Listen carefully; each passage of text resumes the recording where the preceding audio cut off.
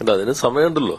യഥാർത്ഥത്തിൽ ഇന്നലെ തന്നെ ഞാൻ വ്യക്തമാക്കി, ഇത് റിവ്യൂ ഹർജി കേൾക്കുന്ന ഘട്ടത്തിൽ തന്നെ വിശാലമായ ഭരണഘടനാ ബെഞ്ച് കേൾക്കണമെന്ന് തീരുമാനിച്ചു. റിവ്യൂവിൽ ആവശ്യപ്പെട്ട കാര്യങ്ങൾ പരിശോധിക്കണമെങ്കിൽ ഭരണഘടനാപരമായി തന്നെ വ്യാഖ്യാനിക്കേണ്ട 7 പ്രശ്നങ്ങൾ അന്ന് സുപ്രീം കോടതി ഐഡന്റിഫൈ ചെയ്തിട്ടുണ്ട്. അപ്പൊ ആദ്യം ആ ഭാഗത്തായിരിക്കും വാദമുഖങ്ങൾ വരിക. വിശ്വാസത്തിന്റെ മൌലികാവകാശവും തുല്യതയുടെ മൌലികാവകാശവും എങ്ങനെ വ്യാഖ്യാനിക്കാം, അതേപോലെ തന്നെ 25ഉം 26ഉം തമ്മിലുള്ള ഇന്റർപ്രിട്ടേഷൻസ് ആണ് പ്രധാനം. പിന്നെ PLIകൾക്ക് ഈ പൊതു താൽപര്യ ഹർജികൾക്ക് ഇത്തരം കാര്യങ്ങൾ പ്രസക്തിയുണ്ടോ, ഇതിന്റെ ജൂറിസ്ഡിക്ഷൻ ഏതിനാണ്, ഇങ്ങനെ 7 പ്രധാനപ്പെട്ട കാര്യങ്ങൾ നിങ്ങളെല്ലാവരും റിപ്പോർട്ട് ചെയ്താണ്. പെട്ടെന്ന് ഇന്നലെ ചോദിച്ചപ്പോഴും നിങ്ങളെല്ലാവരും മറന്നുപോയെന്നേ ഉള്ളൂ. അല്ലാതെ ഇന്ന് നേരെ ഇതിനകത്ത് യെസ് ഓർ നോ, ഇതിൽ ഗവൺമെന്റ് അഭിപ്രായം എന്നല്ല വരാൻ പോണത്. അപ്പൊ അത് വളരെ സങ്കീർണമായ ഭരണഘടനാ പ്രശ്നങ്ങളാണ് കോടതി പരിശോധിക്കാൻ പോകുന്നത്. അപ്പൊ അത് നല്ല അവധാനതയോടുകൂടി തന്നെ പരിശോധിച്ച് ചർച്ച ചെയ്ത് ഒരു നിലപാട് രൂപപ്പെടുത്തേണ്ടതുണ്ട്. അതെങ്ങനെയാണ് രൂപപ്പെടുത്തേണ്ടത്, ആരൊക്കെ ചർച്ച ചെയ്യണം, എങ്ങനെയൊക്കെയാണെന്നുള്ള കാര്യം ഗവൺമെന്റ് ആലോചിച്ച് തീരുമാനിക്കും. സമയമുണ്ടല്ലോ. ആ ഭാഗമാണ് ആദ്യം ചർച്ച ചെയ്യാൻ പോകുന്നത്. ഭരണഘടനയുടെ ഇങ്ങനെ ശ്രദ്ധയിലുണ്ടാവും 7 ഭാഗങ്ങളാണെന്ന് ബഹുമാനപ്പെട്ട സുപ്രീം കോടതി ഈ ഭാഗം എടുത്തപ്പോൾ അവര് തന്നെയാണ് ഇതിന്റെ റെഫർ ചെയ്യാൻ തീരുമാനം. The following issues were framed for consideration to be decide by a larger bench. ഒന്ന്, regarding the interplay between the freedom of religion. Article 25 പറയുന്ന ഫ്രീഡം, 25-26 പറയുന്ന ഫ്രീഡം ഓഫ് മതവിശ്വാസത്തിന്റെ സ്വാതന്ത്ര്യവും other provisions in part 3, particular article 14. മറ്റ് മൌലികാവകാശങ്ങൾ പ്രത്യേകിച്ച് 14-ാം ഭരണഘടനയുടെ article 14 പറയും തമ്മിൽ എങ്ങനെ നിൽക്കുന്നു, ഇതിവിടെ അപ്ലിക്കബിൾ ആണോ. What is the sweep of expression of public order, morality and health ഒക്യൂറിംഗ് in article 25(1) of the constitution. 25(1) പറയുന്ന public order, morality and health, ഇത് വേണ്ട സ്പെസിഫിക് ആയി ഡിഫൈൻ ചെയ്യാത്ത ഭാഗങ്ങളാണ്. അത് എങ്ങനെയായിരിക്കും ദ എക്സ്പ്രഷൻ ഓഫ് മൊറാലിറ്റി? ഈ വിധി വന്നപ്പോഴാണ് കോൺസ്റ്റിറ്റ്യൂഷൻ മൊറാലിറ്റി, ഭരണഘടന ധാർമ്മികത നമ്മൾ ചർച്ച ചെയ്യാൻ പോയത്. പക്ഷെ അത് കോൺസ്റ്റിറ്റ്യൂഷൻ ഡിഫൈൻ ചെയ്തിട്ടില്ല. അപ്പൊ അത് എന്താണ് അതുകൊണ്ട് ഉദ്ദേശിക്കുന്നത്? The extent to which the court can inquire into the issues of a particular practice is an integral part of the religion or religious practice of a particular religious denomination, or should that be left exclusively to be determined by the head of the sections of the religious group? കോടതിക്ക് ഈ വിശ്വാസവും ആചാരവുമായി ബന്ധപ്പെട്ട കാര്യങ്ങളിൽ എത്ര ഇടപെടാൻ കഴിയും? അതേപോലെ തന്നെ അതല്ല, ഒരു കോടതിയുടെ ഇടപെടലല്ല, ആ മതവിഭാഗത്തിന്റെ തലവന്മാർക്കാണോ അതിനുള്ള പൂർണ്ണമായ സ്വാതന്ത്ര്യമുള്ളത്? What is the meaning of the expression sections of Hindus? അതാണ് ആ വിധിയിൽ ആദ്യം ഭാഗം പറയുന്നത്. 25(2)(b) അതിന്റെ അർത്ഥം എന്താണ്? Whether the essential religious practices of A religious denomination or even A section thereof are afforded constitutional protection under article 26. ഭരണഘടനയുടെ ആർട്ടിക്കിൾ 26 പറയുന്ന എസൻഷ്യൽ അനിവാര്യ ഒരു മതവിഭാഗത്തെ കോൺസ്റ്റിറ്റ്യൂട്ട്, വിശ്വാസ സമൂഹത്തെ കോൺസ്റ്റിറ്റ്യൂട്ട് ചെയ്യുന്നതിനുള്ള അനിവാര്യമായിട്ടുള്ള ആചാരങ്ങൾ എന്തൊക്കെയാണെന്നാണ് ഈ ഭരണഘടന വ്യക്തമാക്കുന്നത്. What would be the permissible extent of judicial recognition to PLIs? ഈ കോടതിക്ക് എത്രമാത്രം ഇത്തരം PLIയിൽ ഇടപെടാം? In matters calling into question religious practices of a denomination or a section thereof at the instance of a person who do not belong to such religious denomination. ഏതെങ്കിലും ഒരു മതവിഭാഗത്തിന്റെ ആചാരവുമായി ബന്ധപ്പെട്ട കാര്യങ്ങളിൽ അങ്ങനെയുള്ള ആളുകളുടെ അല്ലാത്ത പൊതു താൽപര്യ ഹർജികളിൽ കോടതിക്ക് എങ്ങനെ ഇടപെടാം? ഇതാണ് 7 ചോദ്യങ്ങൾ അന്ന്. The review petition were adjourned till the determination of the questions by a larger bench. അപ്പൊ റിവ്യൂ പെറ്റീഷൻ തന്നെ എത്തണമെങ്കിൽ ഈ 7 പ്രധാനപ്പെട്ട കാര്യങ്ങളെക്കുറിച്ചുള്ള നിലപാട്, വാദങ്ങൾ കേട്ട് സുപ്രീം കോടതി വ്യക്തമാക്കേണ്ടതുണ്ട്. അല്ല, അത് ഒരു ചോദ്യത്തിൽ ഞാൻ വായിച്ചതിൽ ഏതാ അത് പറഞ്ഞേ? നിങ്ങള് ഞങ്ങളുടെ അന്നത്തെ അഫിഡാവിറ്റ് ശ്രദ്ധിച്ചിട്ടുണ്ട്, 4ാമത്തെ പാരഗ്രാഫ്. അല്ല, അത് അജിത പറഞ്ഞതും പറഞ്ഞ അല്ല, ഞാൻ പറഞ്ഞ അന്നത്തെ ഞങ്ങളുടെ അഫിഡാവിറ്റ്, അന്ന് പഴയ അഫിഡാവിറ്റിൽ തന്നെ 4ാമത്തെ പാരഗ്രാഫിൽ പറയുന്നത് ഏതാ? കോടതി വിധിയല്ല, ഇതൊരു ആചാരവും ദീർഘകാലമായി തുടർന്നു വരുന്ന കാര്യങ്ങളായതുകൊണ്ട് ഹിന്ദു മത ആചാരങ്ങളായി ബന്ധപ്പെട്ട ആഴത്തിൽ പാണ്ഡിത്യമുള്ള ആളുകളും കറപ്റ്റ് അല്ലാത്ത സാമൂഹ്യ പരിഷ്കർത്താക്കളും ചേരുന്ന ഒരു കമ്മീഷനെ കോടതി കോൺസ്റ്റിറ്റ്യൂട്ട് ചെയ്തിട്ട് അവരുടെ അഭിപ്രായത്തിനാണ് പരിഗണന കൊടുക്കേണ്ടതെന്നാണ് അന്ന് ഞങ്ങൾ പറഞ്ഞത്. പക്ഷെ കോടതി അതല്ലോ എടുത്തത്. അങ്ങനെ കമ്മീഷനെ സുപ്രീം കോടതി കോൺസ്റ്റിറ്റ്യൂട്ട് ചെയ്തില്ലല്ലോ.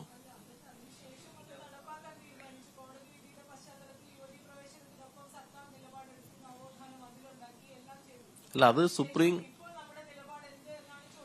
ആ ചോദ്യത്തിനുള്ള ഉത്തരമല്ല ഞാൻ പറഞ്ഞേ. നാം കാണേണ്ടത് യുവതീ പ്രവേശനത്തിനൊപ്പം അല്ല, സുപ്രീം കോടതിയുടെ വിധി വന്നു, സ്വാഭാവികമായിട്ടും ബൈൻഡിംഗ് ആണ്. അതേ സുപ്രീം കോടതി തന്നെ റിവ്യൂ ചെയ്യാൻ തീരുമാനിച്ചു. ആ റിവ്യൂ ചെയ്യുമ്പോൾ ഇപ്പൊ സ്റ്റേ ഇല്ല. ആദ്യത്തെ വിധി സ്റ്റേ ചെയ്തിട്ടുള്ള റിവ്യൂ ഈ ചോദ്യങ്ങൾ അപ്പോഴിപ്പോൾ വേണമെങ്കിൽ ആ വിധി ഓർഡറാണെന്ന് പറയാമല്ലോ. പക്ഷെ അങ്ങനെ കാരണം സ്വാഭാവികമായിട്ട് സുപ്രീം കോടതി റിവ്യൂ ചെയ്യാണ്. ആ റിവ്യൂ ചെയ്യുമ്പോൾ അവർ തന്നെ പറഞ്ഞു ആദ്യം ഈ 7 അടിസ്ഥാന പ്രശ്നങ്ങൾ ചർച്ച ചെയ്തിട്ടേ ഇതിലേക്ക് വരുള്ളൂ. അപ്പൊ നമ്മളോട് ഈ 7 പ്രശ്നങ്ങളിൽ കോടതി എന്തൊക്കെയാണോ ആവശ്യപ്പെട്ടിട്ടുള്ളത് ആ കുറെ കൂടി സങ്കീർണമാണല്ലോ. ഇതൊരു ഒബ്ജക്റ്റീവ് ടൈപ്പ് ചോദ്യമല്ലല്ലോ, 1 മിനിറ്റ് കൊണ്ട് പരിഹാരം കാണാവുന്ന ഒരു സംഗതി അല്ലല്ലോ ഇത്. ഇതൊരു സങ്കീർണമായ ഭരണഘടനാ പ്രശ്നങ്ങളാണ്. സുപ്രീം കോടതി തന്നെ 9 അംഗ ബെഞ്ച് എന്ന് പറഞ്ഞാൽ വളരെ അസാധാരണമായിട്ടല്ലേ 9 അംഗ ബെഞ്ച് വരിക, ഭരണഘടനാപര പ്രശ്നങ്ങളിലെ പരിശോധിക്കുക. നമ്മളപ്പോ അതിനകത്ത് എല്ലാ വശവും നോക്കും. ഞാൻ പറഞ്ഞു ഞങ്ങൾ തന്നെ നേരത്തെ കൊടുത്ത സ്റ്റാൻഡ് അംഗീകരിച്ചിരുന്നില്ല. ഞങ്ങളെടുത്ത സ്റ്റാൻഡ് എന്തായിരുന്നു? നിങ്ങളത് പറയാത്തോണ്ടാണ്. അല്ല, അത് സുപ്രീം കോടതി വിധിയുടെ പശ്ചാത്തലത്തിലാണ്. ഇപ്പൊ ഏഷ്യാനെറ്റ് ഇന്ന് സംപ്രേഷണം ചെയ്യണ്ട എന്ന് സുപ്രീം കോടതി വിധിച്ചാൽ നിങ്ങൾ എന്ത് ചെയ്യും? ഞങ്ങളൊരു സ്റ്റാൻഡ് നേരത്തെ എടുത്തെന്ന് പറഞ്ഞ് നിൽക്കാൻ പറ്റുമോ? ഇല്ലല്ലോ. അല്ല, അതല്ലേ ഇപ്പൊ റിവ്യൂ ചെയ്യുന്ന കോടതി. അല്ല, വിധി എങ്ങനെ വന്നു? സർക്കാർ പിന്തുണച്ചുകൊണ്ടാണ് വിധി വന്നേ. ആ അഫിഡാവിറ്റിൽ ഒരു പോയിന്റ് ഞാൻ പറഞ്ഞ് നിങ്ങൾക്ക് മനസ്സിലായില്ലേ? അല്ല,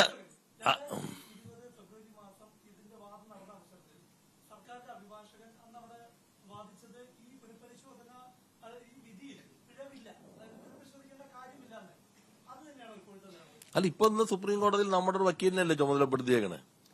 ഇപ്പൊ സുപ്രീം കോടതി റിവ്യൂ ചെയ്യാൻ തീരുമാനിച്ചാൽ പിന്നെ അത് ശരിയാണോ തെറ്റാണോ നമ്മളിപ്പോ പറയേണ്ട കാര്യം എന്താ? അല്ല, ഇപ്പൊ സുപ്രീം കോടതി റിവ്യൂ അല്ല. നിങ്ങൾക്ക് മനസ്സിലായില്ല ഈ വിധിയിൽ?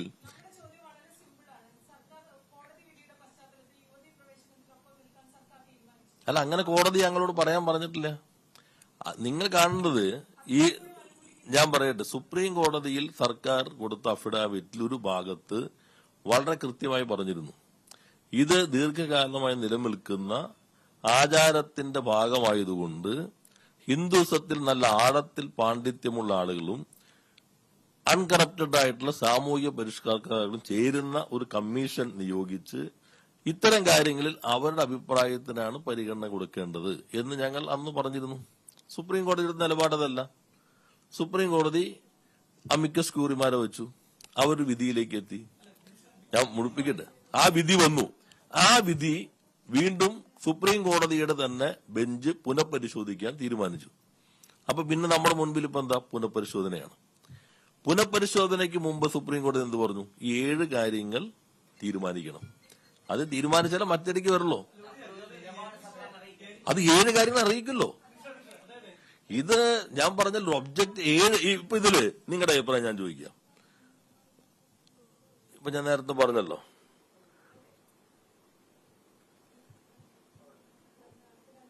അല്ല ഞാൻ ചോദിക്കുക, ഈ ആർട്ടിക്കിൾ 25, 26 കോൺസ്റ്റിറ്റ്യൂഷനിൽ അതിന് ഇന്റർപ്ലേ എങ്ങനെയായിരിക്കണം? നമ്മൾ നേരെ സ്വിച്ചിട്ട് എസ് എന്നൊന്ന് പറയാൻ പറ്റുമോ? ഇതിന്റെ എല്ലാ വ്യാഖ്യാനങ്ങളും നന്നായി ചർച്ച ചെയ്യേണ്ടി വരും. ഭരണഘടനാ വിദഗ്ധരായിട്ട് എല്ലാ വിഭാഗവുമായിട്ടൊക്കെ ആലോചിക്കേണ്ടി വരും. 2, what is sweep of expression of public order morality? ഇത് ഒരു പത്രസമ്മേളനത്തിൽ ഒബ്ജക്റ്റീവ് ടൈപ്പ് ചോദ്യമല്ലല്ലോ. ഇത് ടെക്നിക്കൽ സുപ്രീം കോടതിയുടെ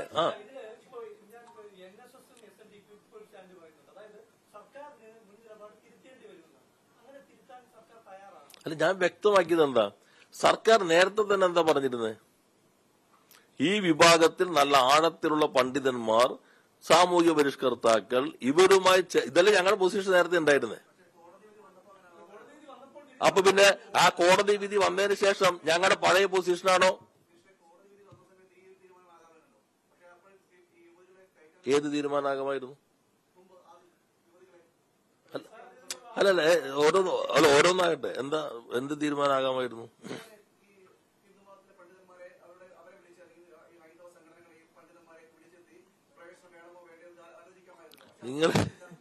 നിങ്ങൾ കാണേണ്ടത് അത് സുപ്രീം കോടതിയുടെ മുൻപിൽ നമ്മൾ കൊടുത്തതാണല്ലോ.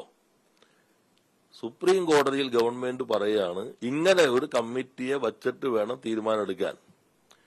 സുപ്രീം കോടതി വിധിച്ചു കഴിഞ്ഞാൽ നിങ്ങളുടെ വിധി അവിടെ നിൽക്കട്ടെ, ഞങ്ങളുടെ അഫിഡാവിറ്റ് നിൽക്കുന്നു പറയാൻ സാമാന്യ നിയമത്തെ കുറിച്ച് അടിസ്ഥാന ധാരണ ഒരാൾക്ക് പറ്റുമോ? അല്ല, അദ്ദേഹത്തിന് വ്യക്തത വരുത്തട്ടെ. ഓരോന്നോരോന്ന് ഏറ്റെടുക്കാം. നമുക്ക് നമ്മുടെ ഒരു ആവശ്യം സുപ്രീം കോടതി വെച്ചല്ലോ, സുപ്രീം കോടതി അംഗീകരിച്ചില്ല, നിങ്ങളവിടെ നിൽക്കട്ടെ, ഞങ്ങൾ ഇതിലേക്ക് പോകും എന്ന് പറയാൻ പറ്റുമോ?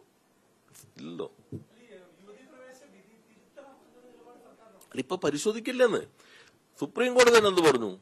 ഇത് തിരുത്തണോ ഇല്ലയെന്ന് ഇപ്പൊ തീരുമാനിക്കുന്നതിന് മുമ്പ് ഈ അടിസ്ഥാന പ്രശ്നങ്ങൾ വരട്ടെ. നമ്മൾ എന്തിനാ നിങ്ങൾ ഇത്തിരി സുവർണാവസരം വല്ലതും കിട്ടുമെന്ന് ചാരി എടുക്കപ്പെടണ്ട. ഇത് സംബന്ധിച്ച് ഭരണഘടനാപരമായിട്ടുള്ള വ്യാഖ്യാനത്തിന്റെ അതിവിപുലമായൊരു സാധ്യത സുപ്രീം കോടതി തുറന്നിട്ടിരിക്കുന്നു. അത് ഞാൻ മുഴുവനാക്കട്ടെ എന്ന്. ഇന്നിപ്പോ കൊടുക്കണ്ടല്ലോ, ഉച്ചയ്ക്ക് ഒരു 2 മണിക്ക് മുമ്പ് കൊടുക്കണ്ടല്ലോ, ഞങ്ങൾക്കൊരു സമയമുണ്ടല്ലോ. ഈ ഭരണഘടനാ പ്രശ്നങ്ങൾ നേരെ നമുക്ക് ഇങ്ങനെ ചർച്ച ചെയ്യാൻ പറ്റുന്നതാണോ? ഞാൻ വായിച്ചില്ലേ? അത് വച്ചിട്ട് ഞങ്ങൾ നല്ല പരിശോധന നടത്തും, ചർച്ച നടത്തും. ഞങ്ങൾ എപ്പോഴും വിശ്വാസ സമൂഹത്തിന്റെ താല്പര്യങ്ങൾ, അതേപോലെ തന്നെ സാമൂഹിക പരിഷ്കരണ താല്പര്യങ്ങൾ, ഇത് രണ്ടും ബാലൻസ് ചെയ്തിട്ടല്ലേ ഞങ്ങൾ അന്ന് അഫിഡാവിറ്റ് കൊടുത്തത്. ഞങ്ങളുടെ അന്നത്തെ അഫിഡാവിറ്റ് വളരെ കൃത്യമല്ലേ. നിങ്ങൾ ആ ഭാഗം 4ാമത്തെ പാരഗ്രാഫ് അന്ന് ഈ വിവാദങ്ങൾ വന്നപ്പോ എല്ലാ മാധ്യമങ്ങളും മറച്ചു വെച്ചു എന്നതല്ലേ യാഥാർത്ഥ്യം.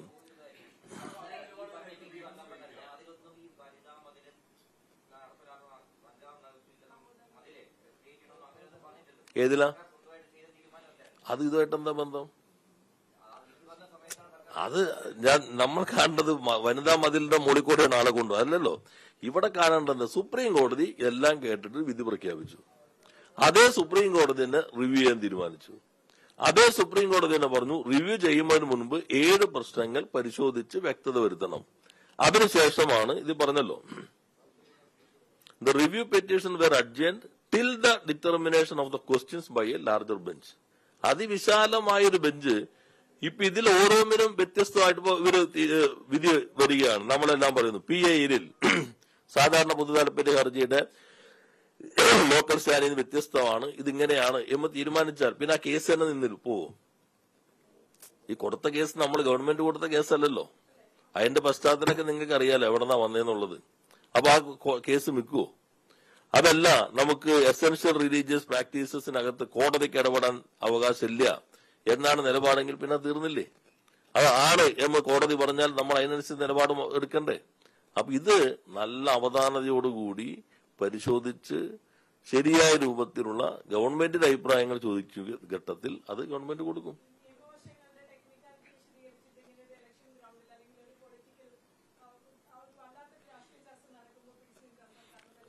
അല്ല, ഇതില് അതിനൊന്നും ഞങ്ങൾ തള്ളി പറഞ്ഞിട്ടില്ലല്ലോ. ഒന്ന്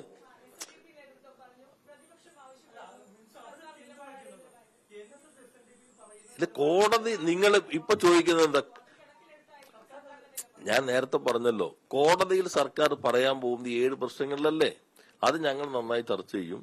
ഈ വരുന്ന അഭിപ്രായങ്ങൾ ഞങ്ങൾ നേരത്തെ പറഞ്ഞ അഭിപ്രായങ്ങൾ തന്നെ ഉണ്ടല്ലോ. അഭിപ്രായം നിങ്ങൾ എന്താ പറയാത്തെ? ഞങ്ങൾ നേരത്തെ പറഞ്ഞ അഭിപ്രായം എന്താ?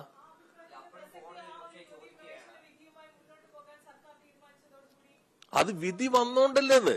ഞാൻ നിങ്ങൾ ഏഷ്യാനെറ്റും നിലപാട് സ്വീകരിക്കുന്നു. നാളെ സുപ്രീം കോടതി നിങ്ങൾ സംപ്രേഷണം ചെയ്യണ്ട, അത് ആ വഴിക്ക് നിൽക്കട്ടെ എന്ന് തീരുമാനിക്കാൻ പറ്റും. ഞങ്ങളുടെ പഴയ നിലപാടാണെന്നുള്ളത് ഞാൻ പറഞ്ഞു. നേരത്തെ തന്നെ ഞങ്ങൾ എടുത്തൊരു നിലപാടുണ്ട്. അല്ല, സുപ്രീം കോടതി വിധി അപ്രസക്തമായത് ആരാ പ്രസക്തമാക്കിയേ? ഞങ്ങൾ പിന്തുണച്ചോടാണോ സുപ്രീം കോടതി വിധി വന്നതോടെയാണോ? സുപ്രീം കോടതി ലോ ഓഫ് ദ ലാൻഡ് അല്ലേ. നിങ്ങൾ കാണേണ്ടത് എന്താ? ഞങ്ങൾ പോയിട്ട് ഗവൺമെന്റ് ഒരു ഉത്തരവ് ഇറക്കുകയാണ് സ്ത്രീകളെ പ്രവേശിപ്പിക്കണം, അല്ലല്ലോ. ഇതൊരു സംഘടന പോയി സുപ്രീം കോടതി പോകുന്നു. ആ സംഘടന പോയപ്പോ ഒരു വിധി വരുന്നു. അത് ഞങ്ങളുടെ അഫിഡാവിറ്റ് വളരെ വ്യക്തമായി തന്നെ 4ാമത്തെ പാരഗ്രാഫിൽ കൊടുത്തു. അതൊന്നും പരിഗണിക്കാതെ തന്നെ നിലപാട് സ്വീകരിച്ചു. നിലപാട് സ്വീകരിച്ചു കഴിഞ്ഞാൽ പിന്നെ സുപ്രീം കോടതിയിൽ വിധിച്ച് ഗവൺമെന്റ് ഉത്തരവല്ലല്ലോ. ഞാൻ പറയട്ടെ, ഇത് ഞാൻ മുഴുവനാക്കട്ടെ, നിങ്ങൾ അസ്വസ്ഥമാകണ്ടെന്ന്, സമയം ഇഷ്ടം പോലെയുണ്ട്. സുപ്രീം കോടതി ഉത്തരവ് വന്നു. ഉത്തരവ് വന്നപ്പോൾ കോൺഗ്രസ് അഖിലേന്ത്യാ നേതൃത്വം സ്വാഗതം ചെയ്തു, BJP സ്വാഗതം ചെയ്തു. ഇതൊക്കെ നിങ്ങൾ മറന്നു പോകരുത്. അത് കഴിഞ്ഞൊരു സുവർണാവസരം വീണ് കിട്ടുന്നു എന്ന് വന്നപ്പോ ഉപയോഗിക്കാൻ ശ്രമിച്ചു. അതിൽ NSS തുടക്കം മുതൽ ഒരു സ്റ്റാൻഡായിരുന്നു. കോൺഗ്രസും BJPയും ഈ വിധിയെ പിന്തുണച്ച ഘട്ടത്തിലും NSSന്റെ സ്റ്റാൻഡ് വ്യത്യസ്തമായിരുന്നു. അത് നമ്മൾ കാണണം. ഇവര് പിന്നെ മലക്കം പറഞ്ഞ എന്താ, ഞങ്ങൾ നിലപാട് സുപ്രീം കോടതി റിവ്യൂ ചെയ്യാൻ തീരുമാനിച്ചു. അപ്പൊ പിന്നെ ഞങ്ങളുടെ ബാധ്യത തീർന്നു. ഞങ്ങൾക്ക് വേണമെങ്കിൽ കടുംപിടുത്തക്കാരാണ്, സുപ്രീം കോടതി സ്റ്റേ ചെയ്തിട്ടില്ല എന്ന വ്യാഖ്യാനത്തിലേക്ക് ഞങ്ങൾ പോയില്ലല്ലോ. സുപ്രീം കോടതി റിവ്യൂ ചെയ്യുമ്പോഴും ഇത് സ്റ്റേ ചെയ്തിട്ടില്ല. പക്ഷെ ഞങ്ങളുടെ നിലപാടെന്താ, റിവ്യൂ ചെയ്യാൻ തീരുമാനിക്കുമ്പോൾ റിവ്യൂ വരട്ടെ. റിവ്യൂ ചെയ്യാൻ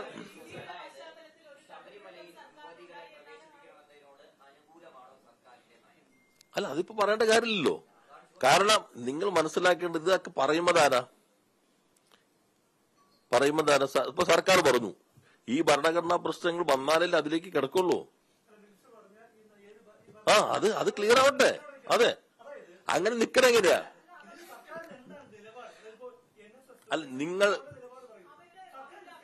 അവരവരുടെ നിലപാട് തുടർന്നുകൊണ്ടിരിക്കുന്നു. സർക്കാരിന്റെ നിലപാട് വളരെ കൃത്യമാണ്. സുപ്രീം കോടതി ഞങ്ങളെല്ലാം കൊടുത്ത അഫിഡാവിറ്റിൽ ആ ഭാഗം പരിഗണിക്കാതെ അവര് പ്രത്യേകമായി അമിക്കസ് ക്യൂറിയ വെച്ചു. അവര് ഒരു വിധിയിലേക്ക് എത്തി. 2, അതേ സുപ്രീം കോടതി തന്നെ ആ വിധി റിവ്യൂ ചെയ്യാൻ തീരുമാനിച്ചു. 3, സുപ്രീം കോടതി തന്നെ പറഞ്ഞു റിവ്യൂവിലേക്ക് എത്തുന്നതിന് മുമ്പ് 7 അടിസ്ഥാന പ്രശ്നങ്ങൾ പരിഗണിക്കണം. ആ പരിഗണിച്ചാൽ മാത്രമാണ് ഇതിന്റെ മറ്റ് വ്യാഖ്യാനങ്ങളിലേക്ക് പോവുള്ളൂ. അപ്പൊ ഞങ്ങൾ നിൽക്കുന്നത് സുപ്രീം കോടതിയുടെ മുമ്പിലാ. സുപ്രീം കോടതി ഇന്ന് പറയാണ് ഇതിൽ നിങ്ങളുടെ അഭിപ്രായം എന്താണ്, അടുത്ത ദിവസം വരണം, പ്രവേശത്തെ അനുകൂലിക്കുന്നോ ഇല്ലയോ. അപ്പൊ ഞങ്ങൾ അപ്പൊ പറയും.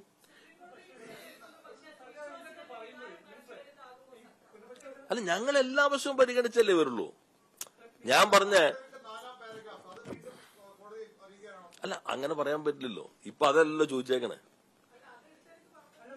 അല്ല, ഞാൻ പറഞ്ഞു നിങ്ങൾ കാണേണ്ട ഭാഗം നിങ്ങൾ ഇങ്ങനെ പറയുമ്പോ നിങ്ങൾ മറച്ചു വെച്ചൊരു ഭാഗം ഞാൻ സൂചിപ്പിച്ചെന്നുള്ളൂ.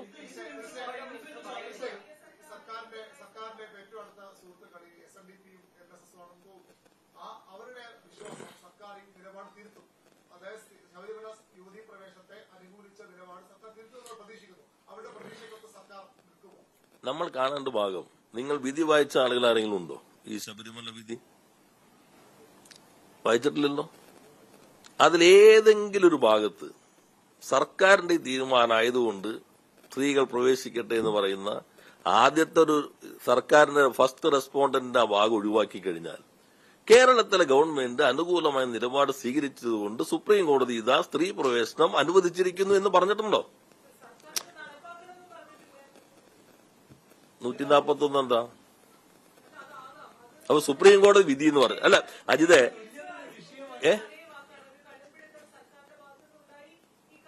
അല്ല അതില് സുപ്രീം കോടതി അല്ലേ പറഞ്ഞത്. സുപ്രീം കോടതി വിധി വന്നാൽ സാധാരണ കാര്യങ്ങളുണ്ടല്ലോ. സുപ്രീം കോടതി റിവ്യൂ ചെയ്യാൻ തീരുമാനിച്ചു. അപ്പൊ സുപ്രീം കോടതി തന്നെ വച്ച വിധി അതിനകത്ത് ഒരു പുനഃപരിശോധന വേണമെന്ന് സുപ്രീം കോടതി തന്നെ കേസ് കേൾക്കുമ്പോൾ തീരുമാനിച്ചു. ആ കേസിനകത്ത് അവർ പറഞ്ഞ കാര്യങ്ങളുണ്ട്. ആ കാര്യങ്ങളിൽ അല്ലാണ്ട് ഞങ്ങളൊരു അഭിപ്രായം പറഞ്ഞു അതുകൊണ്ട് വിധിയിലേക്ക് വന്നതല്ല. ഇനി ഈ പറഞ്ഞ കാര്യങ്ങളും ഇവരെല്ലാം പറഞ്ഞ അഭിപ്രായങ്ങളെല്ലാം ഉണ്ടല്ലോ.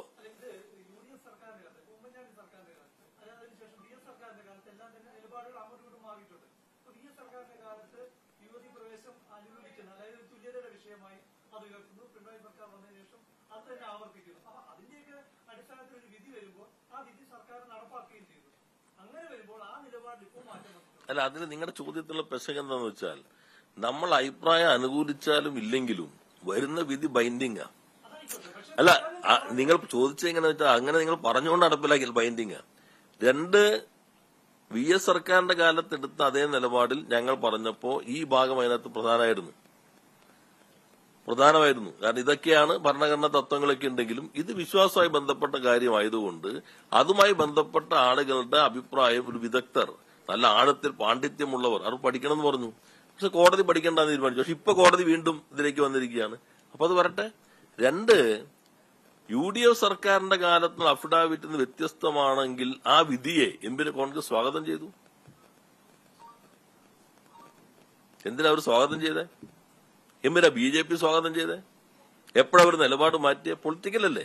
ഞങ്ങൾ കോടതിയിൽ വന്നു, ഇപ്പൊ റിവ്യൂ ചെയ്തു. നല്ല അവധാനതയോടുകൂടി നിങ്ങൾ ഒന്നും ഉത്കണ്ഠപ്പെടേണ്ട, ഒരു സുവർണാവസരവും വീണ് കിട്ടാൻ ഇടയില്ല. നമുക്ക് നോക്കാം, സമയമുണ്ടല്ലോ.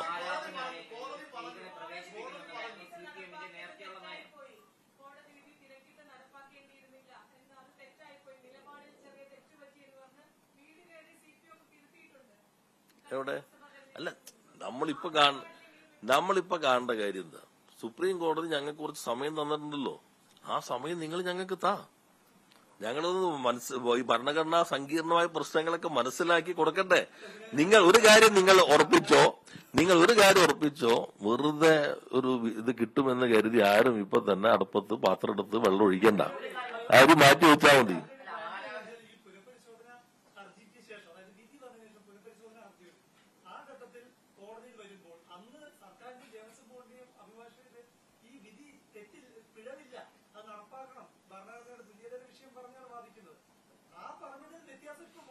അല്ല, എല്ലാ വാദങ്ങളും കഴിഞ്ഞല്ലോ. നിങ്ങൾ പറഞ്ഞ പോലെ നേരത്തെ നിങ്ങൾ തന്നെ പറഞ്ഞില്ലേ, അമ്മത്ത് അഫിഡാവിറ്റ് പോയി വിധി വന്നപ്പോന്ന്. അപ്പൊ ആ പറഞ്ഞതും പോയില്ലേ മറ്റേ വിധി വന്നപ്പോ? അല്ല, ആ വിധി വന്നപ്പോ അതും പോയില്ലേ? ഇപ്പൊ സുപ്രീം കോടതി ഞാൻ മനസ്സിലാക്കിയത് ഒരു ഭാഗം ഇത് സംബന്ധിച്ച് നമ്മളെയും കൂടിയും ചുമതലപ്പെടുത്തിയിട്ടുണ്ടല്ലോ നോഡൽ ഇതായിട്ട്. നമുക്ക് നോക്കാം. അപ്പോ പത്രക്കാര് കോടതി തന്ന സമയം തരിക, നിങ്ങളും കാര്യങ്ങൾ മനസ്സിലാക്കുക. ആവശ്യമില്ലാത്ത വിവാദങ്ങൾ സൃഷ്ടിച്ച് പലരും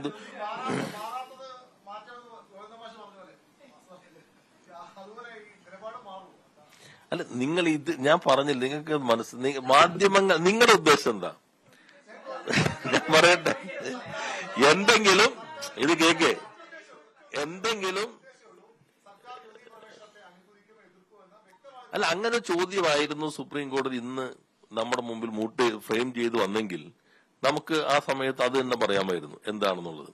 ഇപ്പോ അത്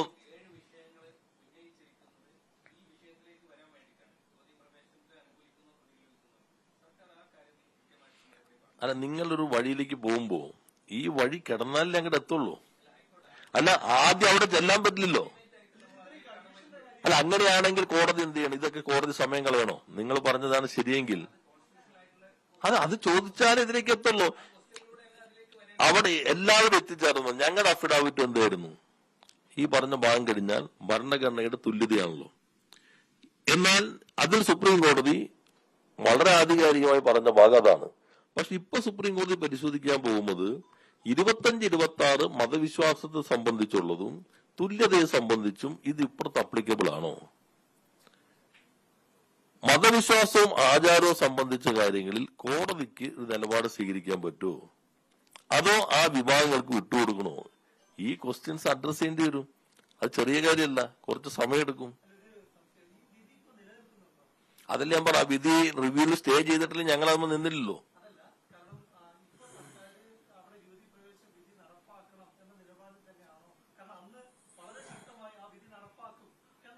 അല്ല, അതേ കോടതി തന്നെ റിവ്യൂ ചെയ്യാൻ തീരുമാനിക്കും. ഇപ്പൊ നമ്മൾ ആന്റിസിപ്പേറ്ററി ബൈ നോയ്സ് സാധാരണ പറയണ പോലെ ഇത് അതിൽ നിന്ന് വ്യത്യസ്തമായിട്ട് റിവ്യൂ ചെയ്യാൻ തീരുമാനിക്കുന്നു. റിവ്യൂ ചെയ്യുമ്പോൾ തന്നെ വിശാലമായി ബെഞ്ചിൽ വിടുന്നു. ആ ബെഞ്ചിൽ ഫ്രെയിം ചെയ്ത ക്വസ്റ്റ്യൻസ് വരുന്നു. ആ ബെഞ്ച് ഇപ്പൊ മാറിക്കൊണ്ടാണ് ഇപ്പൊ വീണ്ടും വന്നത്. കുറച്ചുപേര് പോയല്ലോ. അപ്പൊ നമ്മൾ നോക്കേണ്ടത് എന്താ? ആ ബെഞ്ചിന്റെ ഇത് വരട്ടെ.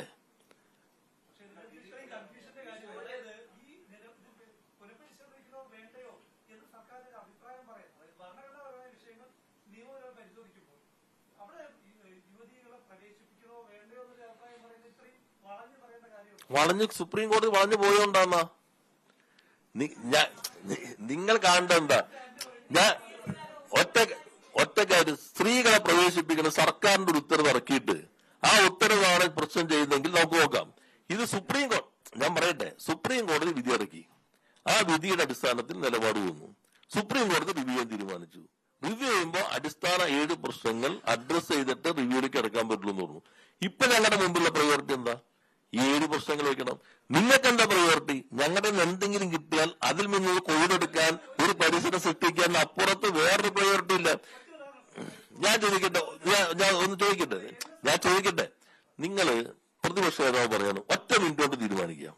ഒറ്റ മിനിറ്റ് കൊണ്ട് തീരുമാനിച്ചാൽ സുപ്രീം കോടതി അടിസ്ഥാന പ്രശ്നങ്ങളെല്ലാം തീരുമാനമാവോ?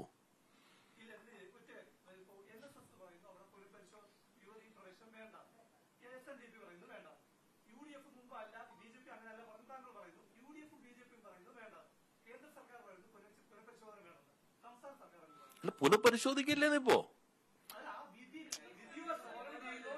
അല്ല, അതല്ലല്ലോ പ്രശ്നം. നമ്മളിപ്പോ ഞാൻ പറഞ്ഞ ഹൈപ്പോത്തറ്റിക്കൽ അല്ലല്ലോ. ഒരു ഗവൺമെന്റ് എങ്ങനെ പ്രവർത്തിക്കുക? ഗവൺമെന്റ് പ്രവർത്തിക്കുമ്പോൾ വാചകമേള പോലെ പറ്റില്ലല്ലോ. ഗവൺമെന്റ് പ്രവർത്തിക്കുമ്പോൾ സുപ്രീം കോടതിയുടെ മുൻപിൽ ഞങ്ങൾ പറയേണ്ട പ്രശ്നങ്ങൾ എന്താ? ഇപ്പൊ ഞങ്ങളോട് പറയാണ് സുപ്രീം കോടതി നിങ്ങൾ പ്രവേശത്തെ അനുകൂലമോ ഇല്ലയോ? അപ്പൊ ഞങ്ങൾക്ക് പറയും ഞങ്ങൾ നേരത്തെ പറഞ്ഞിരുന്നു ഞങ്ങളല്ല പറയേണ്ടത്, ഗവൺമെന്റ് അല്ല പറയേണ്ടത്. പറയേണ്ടത് ഈ വിശ്വാസവുമായി ബന്ധപ്പെട്ട ആഴത്തിൽ പാണ്ഡിത്യമുള്ള ആളുകളും സാമൂഹിക പരിഷ്കരണത്തിൽ നല്ല റെക്കോർഡുള്ള ആളുകളുമുള്ള ഒരു കമ്മീഷൻ നിയോഗിച്ച് അവരുടെ അഭിപ്രായമാണ് പരിഗണിക്കേണ്ടത്, ഗവൺമെന്റ് അല്ല പറയേണ്ടത്. ഞങ്ങൾ നേരത്തെ പറഞ്ഞു. അല്ല, നോക്കട്ടെ, നീ അല്ല ഇതല്ലല്ലോ ഞങ്ങൾ. അല്ല, ഇപ്പോഴത്തെ പ്രശ്നം എന്താ?